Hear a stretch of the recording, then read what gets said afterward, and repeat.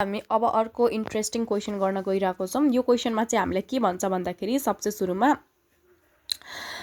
यसमा भनेको छ हामीलाई एउटा स्पेरिकल बलुन छ अरे। Each and every word is important in this question. Spherical balloon छ अरे 21 सेन्टिमिटरको छ अरे, which is to be filled with a hydrogen gas at NTP. Hydrogen ग्यासलाई चाहिँ एनटिपीमा फिल्ड हुनुपर्ने कुरा रहेछ यहाँनिर।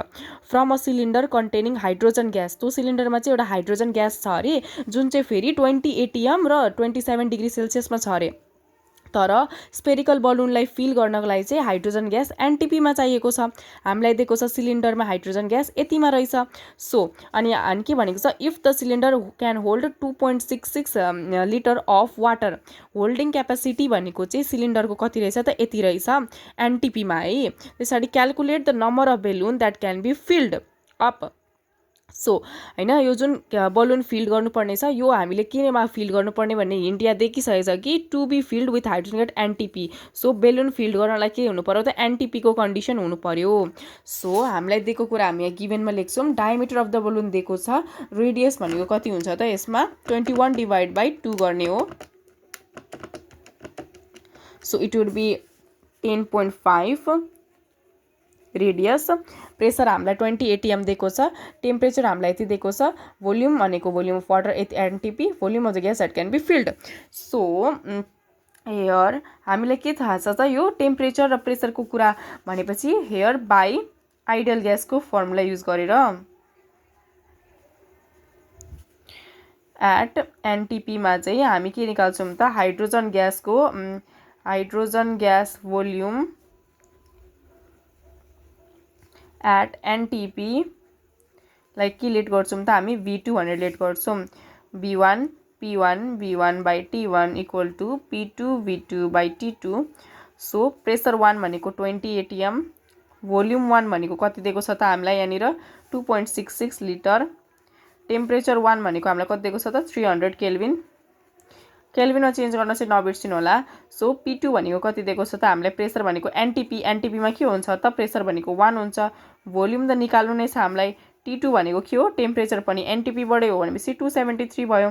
भनेपछि V2 भनेको कति आउँछ त 48.142 लिटर आउँछ। त्यस पछाडि हामीलाई यो थाहा भयो हाइड्रोजनको कति रहेछ भन्ने कुरा। सो हामीलाई निकाल्न भनेको छ कतिवटा बेलुन फिल हुनसक्छ। सो बेलुन फिल हुनको लागि होइन, बेलुन फिल हुनको लागि के थाहा हुनु पर्यो भन्दाखेरि भोल्युम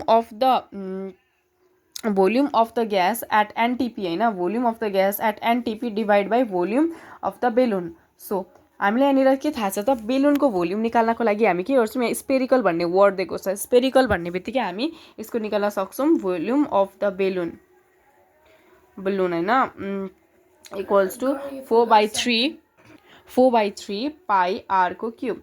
हामीले अघि R किन निकालेको त यही फर्ममा युज गर्नको लागि निकालेको हो। 4/3 पाई R भनेको 10.5 को क्युब गरेर हामी यसबाट भोल्युम निकाल्न सक्छौँ बेलुनको, जुन कति आउँछ त 4.84 लिटर आउँछ होइन। अब हामीलाई के निकाल्नु पर्ने छ त के त number of balloon that can be filled. So number of balloon that can be filled यसमा के गर्न सकिन्छ त V of gas at NTP divide by volume of balloon at NTP. So volume of gas at यो कति हो त 48.412 हो भने भोल्युम अफ द बेलुन कति हो त 4.84 हो। यसलाई सिम्प्लिफाई गरियो भने यसबाट कति आउँछ त नियर अबाउट 10 आउँछ। सो यसरी चाहिँ हामीले 10वटा बेलुन चाहिँ फिल गर्न सकिँदो रहेछ। ख्याल राख्नुपर्ने कुरा के हो भन्दाखेरि यो जुन दिएको छ नि हामीलाई यो चाहिँ हामीलाई 20 ATM प्रेसरमा दिएको हो नि त, तर बेलुन चाहिँ कतिखेर फिल हुन्छ रहेछ भनेको त एनटिपीमा। So volume of the gas त निकाल्नु पर्यो एनटिपीमा। सायद यो दिएपछि हामी कन्फ्युज हुन सक्छौँ कि यो हामीलाई यहाँ जस्तै 2.66 दिएको छ भने कन्फ्युज हुन सक्छौँ, तर त्यो हुने होइन किनभने हामीलाई क्वेसनले भनेको छ एनटिपीमा, तर हामीलाई जुन यो भोल्युम दिएको छ त्यो एनटिपीमा त छैन। सो यसलाई एनटिपीमा निकाल्ने पहिला। त्यस पछाडि हामीलाई थाहा छ बेलुन फिल हुने कन्डिसन भनेको के हो, volume of the balloon by the volume of the gas हो। सो डिभिजन गर्ने, अनि डिभिजन गर्नलाई हामीलाई एउटा वर्ड दिएको छ स्पेरिकल भनेपछि भोल्युम अफ द स्पेरिकको युज गरेर हामी यसरी सल्भ गर्न सक्छौँ।